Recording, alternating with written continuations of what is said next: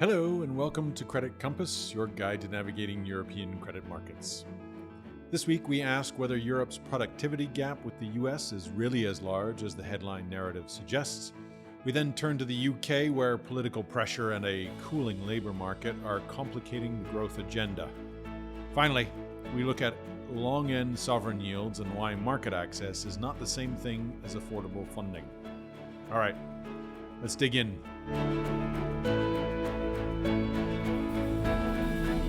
Now, Paul Krugman, the Nobel Prize-winning economist and longtime public commentator, has recently challenged the idea that Europe is in structural economic decline.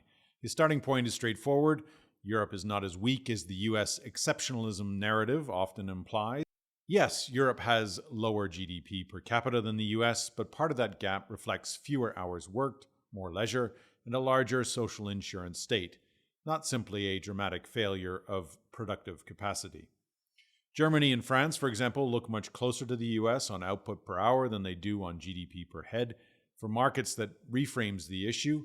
Europe's challenge may be less about being poor or structurally unproductive and more about confidence, integration, and strategic coordination, turning economic weight into market and geopolitical power. Krugman's recent posts make this argument through the distinction between constant price productivity measures and current price purchasing power parity, or PPP, comparisons.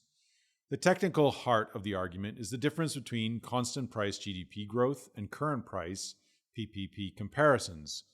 In constant prices, US GDP per capita has clearly outpaced Europe since 2001. Krugman cites around 37% growth for the US versus 24% for Germany, 18% for France. But on PPP measures, the gap looks far more stable. France was about 74% of the US level in 2001 and about 73% in 2024, while Germany narrowed the gap. The main reason he highlights is sector composition. The US has a larger share of activity in information technology, where productivity can rise very quickly. In Krugman's model, if the US produces most of the fast-improving technology good, and Europe produces more of the slower-moving non-tech good, then US real GDP measured at fixed prices rises faster. But if tech prices fall as productivity improves, European users also benefit through cheaper software, hardware, cloud services, and digital tools. Put simply, the productivity dividend may be generated in the US, but part of the welfare gain is exported through lower relative prices. That is why measured US output can pull ahead while PPP living standard ratios move much less. That does not mean the technology gap is irrelevant. It means investors need to separate use value from producer rents. Europe can benefit from US origin technology if its firms adopt it efficiently, but the US still captures platform profits, intellectual property rents, venture capital depth, equity market leadership, high-skilled labor clusters, and strategic control over key digital infrastructure, a hot topic at the moment. Krugman's continuation piece sharpens that distinction. The concern is not that Europe cannot use technology, it is that Europe may be geopolitically exposed if critical technologies are controlled elsewhere. For credit markets, that leads to a two-sided conclusion. On the positive side, Europe's macro story may be more resilient than the productivity pessimism narrative suggests. That supports sectors tied to real economy modernization: banks, infrastructure, industrial automation, defense, grid investment, and securitized credit backed by productive assets. On the risk side, Europe may still deserve a strategic risk discount where supply chains, AI compute, semiconductors, cloud dependency, defense technology, and capital market fragmentation limit scale. The question is not simply, is Europe becoming poor? It is, can Europe convert high underlying productivity and large domestic savings into technological autonomy, deeper capital markets, and investable scale? That is also the spirit behind the wider Draghi competitiveness debate. The Draghi report argues that slower productivity, demographic pressure, energy costs, and global competition are putting Europe's long-term prosperity under strain, while the green and digital transitions require major investment. This week's European Parliament plenary in Strasbourg has a broad agenda, including security, trade, steel, foreign investment screening, and AI and trade policy.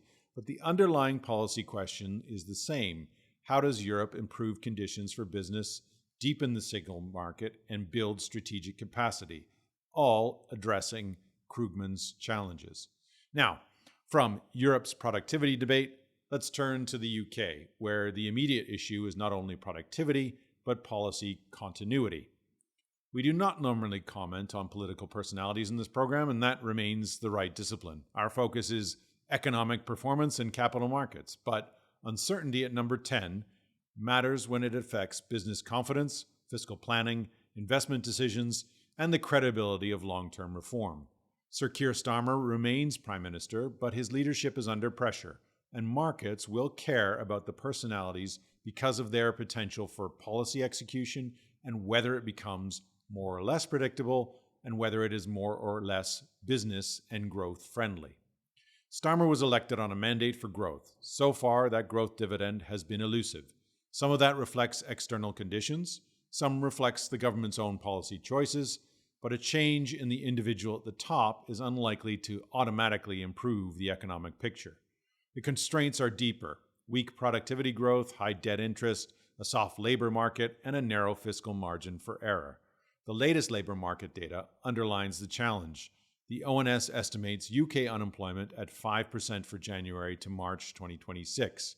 Payrolled employees fell, and the early estimate for April showed a monthly drop of 100,000, although the ONS stresses that early tax year payroll estimates are provisional and often revised. Vacancies fell to 705,000 in February to April 2026, and there were 2.5 unemployed people per vacancy in January to March. Youth unemployment is particularly concerning, with the 16 to 24 rate reported at 16.2% in Q1 2026, above the European average. The ONS continues to advise caution when interpreting short-term labor market moves because labor force survey estimates remain subject to quality issues and volatility. The government deserves some credit for building a more coherent economic framework than the UK had in the recent past. It has recognized that growth requires planning reform, energy security, investment, skills, and patient capital. But it has not yet shown that it can turn architecture into output, or that it can raise taxes without undermining the employment and business investment that it wants to encourage. So, whoever occupies number 10 over the next 12 to 24 months, the central question is simple. Can the investment and reform engine generate enough productivity growth to offset the drag from higher taxes, high debt interest, and a softer labor market? At present, the answer is promising direction, incomplete delivery, and a narrow margin for error. For gilts, the government may have reduced policy chaos risk up until recently anyway, but it has not eliminated supply and debt service risk. The DMO's 2025 to 2026 net financing requirement was forecast at $304 billion, funded largely by $300 billion of gilt sales. With debt interest already at uncomfortable levels, fiscal discipline is not optional. It is the price of market access on reasonable terms. For UK corporate credit, the policy mix is bifurcated. Infrastructure, utilities, housing supply chains, defense, clean energy, and R&D-linked sectors may benefit from public investment and planning reform. Labor-intensive issuers face a tougher squeeze: higher payroll costs, higher minimum wages, softer consumer demand, and still restrictive monetary policy. The bank rate is 3.75% following the Bank of England's 30th of April 2026 decision, with CPI inflation at 3.3% and still above the 2% target and likely heading even higher. This raises questions about where rates may go from here with a slower economy and elevated inflation. So, where does that leave markets this week? Well, I want to point listeners to a recent research report from our sovereign ratings team. Sovereign bond supply meets a more demanding market. The core message is that advanced economies' sovereign debt markets remain deep and functional, but investors are now demanding materially higher compensation to absorb heavy issuance. Market access remains a credit strength. Affordability is becoming the constraint. In Europe and the UK, large transactions continue to attract strong orders, but at much higher yields than in the low-rate era only a few years ago. The report highlights examples including the UK's April 10-year syndication clearing at 4.9% and Italy's April 10-year BTP syndication at 3.9%, compared with 0.6% for a comparable new 10-year BTP back in 2021. The shift reflects several forces: quantitative tightening, heavier supply, less dominance from traditional long-end buyers such as pension and insurers, more selective sovereign demand, and greater sensitivity to fiscal credibility, inflation risk, and central bank communication. Strong auction coverage should not be confused with easy funding conditions. Demand is increasingly conditional on yield, relative value, and confidence in policy credibility. Rising interest costs are expected to absorb a larger share of government revenues across several major European sovereigns, reducing fiscal flexibility and potentially crowding out other priorities. The same broad dynamic is visible outside Europe, though, including the US, Canada, and Japan. Sovereign demand is still available, but it is more valuation sensitive and more exposed to policy uncertainty, deficits, refinancing needs, and the changing composition of buyers. The bottom line is that as long as inflation concerns, fiscal credibility questions, and elevated supply remain, long-dated yields are likely to stay high. The question for investors is whether they can go higher still.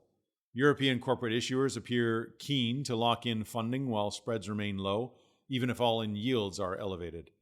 A total of 38 issuers were in the market on Tuesday, ranging from sovereigns to corporates, a record daily number in the past 6 months.